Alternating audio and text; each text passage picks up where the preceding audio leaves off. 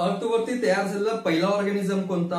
ह्युमनचे existence कसं झालं? नवीन characters develop कोणत्या कारणामुळे? त्यांच्यामध्ये चेंजेस कोणत्या कारणामुळे झालेले आहेत?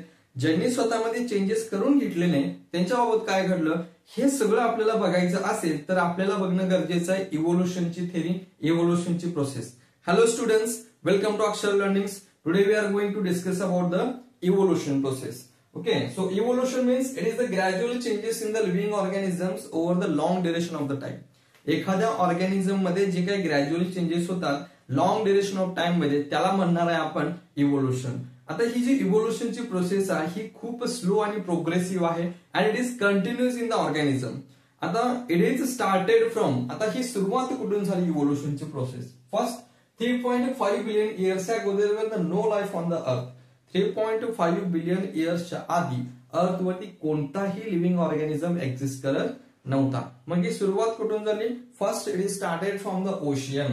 Okay, so simple elements in the ocean are formed. म्हणजे ओशियन मध्ये सुरुवातीला simple types of elements form झाले. आता जेव्हा हे simple types of elements form झाले त्यांच्यामध्ये जे काही इंटरॅक्शन झालं त्या इंटरॅक्शन मधून फॉर्मेशन झालं organic and inorganic compounds.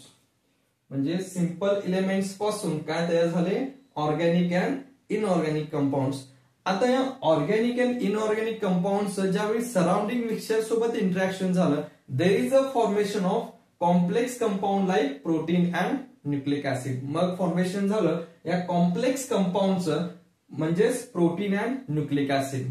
When these complex compounds also get interaction with the surrounding mixture, there is a formation of primitive types of cells. जेव्हा या प्रोटीन न्यूक्लिक ऍसिड सारख्या कंपाऊंड कॉम्प्लेक्स कंपाऊंडचं surrounding mixture बरोबर ज्यावेळी interaction झालं that time there is a formation of first primitive type of cells from this mixture. आता जेव्हा first primitive types of cells तयार झालेले आहेत आता ह्यांची काय होणार आहे? ग्रोथ होणार आहे. There is a gradual development occurs. आता ह्यांच्यामध्ये जी काही ग्रोथ झाली means there is a number of those cells increase with the surrounding chemicals. म्हणजे first primitive types of cells तयार झाले अँड देर इज अ म्हणजे ह्यांच्यामध्ये जे काय इंटरॅक्शन आहे बाहेरच्या सराउंडिंग मिक्सचर बरोबर ही कंटिन्युअस आहे. That is the evolution process. आता ह्यांच्यामधून काय तयार झालं? Number of cells increase. कुठल्या टाइपचे? जे प्रिमिटिव्ह टाइप्स ऑफ सेल्स तयार झालेले आहेत त्यांचे नंबर ऑफ सेल्स इन्क्रीज झाले and they are continuously interacting with the surrounding chemicals. आता या सराउंडिंग केमिकल्स बरोबर ज्यावेळी इंटरॅक्शन करणार आहे there is a presence of काय? ह्यूज डायव्हर्सिटी क्रिएट झालेले. कशामधून? Through according to the principle of natural selections. म्हणजे जे सराउंडिंग बरोबर इंटरॅक्शन केल्यानंतर नंबर ऑफ प्रिमिटिव्ह सेल्स तयार झाले त्यांच्यामध्ये काही सिमिलर सेल्स असणार आहेत काही डिफरंट सेल्स असणार आहेत. म्हणजे सिमिलॅरिटी आणि डिफरन्सेस कशामुळे क्रिएट झालं? Through the process of natural selection.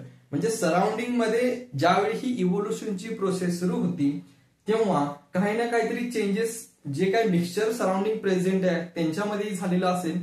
मग सराउंडिंग मध्ये झालेल्या चेंजेस नुसार ज्या प्रिमिटिव्ह सेल्सनी स्वतःमध्ये काही चेंजेस करून घेतले in order to sustain in that environment. त्या एन्व्हायरमेंट मध्ये टिकायचं असेल तर स्वतःमध्ये काही ना काहीतरी चेंजेस करून घेणं गरजेचं आहे. त्यावेळी ज्या प्रिमिटिव्ह सेल्सनी स्वतःमध्ये through the process of natural selection changes करून घेतले तेच सेल्स एक्झिस्ट केले. बाकीचे सगळे सेल्स काय झाले? एक्सटिंक्ट गेले म्हणजे ते मरून गेले. आणि जेवढे सेल्स प्रेझेंट होते जे नवीन कॅरेक्टर्स त्यांच्यामध्ये डेव्हलप झालेलं होतं त्यांची इव्होल्युशनची प्रोसेस ही कंटिन्यू राहिली आणि त्यांच्यामधून जे काही नवीन स्पेसीज आले त्यांच्यामध्ये नवीन कॅरेक्टर्स डेव्हलप झालेले आहेत. Okay, so means according to the principle of natural selection there is also similarity and differences among those primitive types of cells. Now through the process of natural selection the process of evolution continues and it creates the huge diversity among the plants and animals. जेव्हा ही इव्होल्युशनची process continue झाली त्या इव्होल्युशनच्या process मधून काय तयार झाली? Diversity plants and अॅनिमलची. मग small chlorella plant पासून ते बनियान ट्री पर्यंत असू दे किंवा छोट्याशा ज्या अमिबा पॅरामेशियम सेल्स पासून ते मॅन किंवा जायंट सेल वेल जे आहेत त्यांच्यापर्यंतचे ऑर्गॅनिझम्स असू देत हे सगळे डेव्हलप झाले through the process of natural selection and through the process of evolution. Means humans are always curious about how the evolution process started. मग ह्युमन मध्ये ही ऑलवेज क्युरिओसिटी आहे ही प्रोसेस कशी सुरुवात झाली, कुणापासून सुरुवात झाली. मग ज्यावेळी या प्रोसेस इव्होल्युशनची प्रोसेस बद्दल थेरी मांडण्यात आली, ज्याला number of theories are given.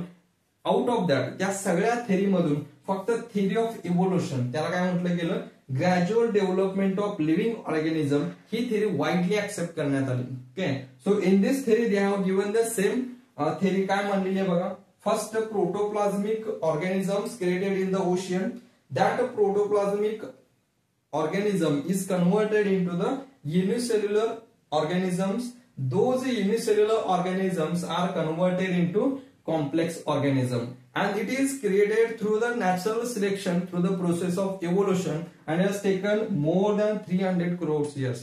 म्हणजे छोट्याशा प्रोटोप्लाझमिक जो ओशन मध्ये तयार झालेला होता तेव्हापासून ते कॉम्प्लेक्स टाईपच्या ऑर्गॅनिझम पर्यंत ही जी काही नॅचरल प्रोसेस आहे इव्होल्युशनची, ही कम्प्लीट होण्यासाठी मोर दॅन 300 करोड इयर्स लागलेले आहेत. Okay, so those changes are slow and progressive development in the organism, and it develops the new characters in the existing organism, and that gives the new generation with the new developed characters. And all this process is multidimensional and organizational from their structural and functional unit of cells. Okay, so it is the process of evolution. एका small organism पासून development सुरू झाली, and that is continues till today. आणि ती इव्होल्युशनची process आजही continue आहे. जे surrounding मध्ये चेंजेस झालेले आहेत, सराउंडिंग मध्ये चेंजेस झालेल्यानुसार ज्या ऑर्गॅनिझमनी स्वतःमध्ये चेंजेस करून घेतले तेवढेच ऑर्गॅनिझम टिकणार आहेत.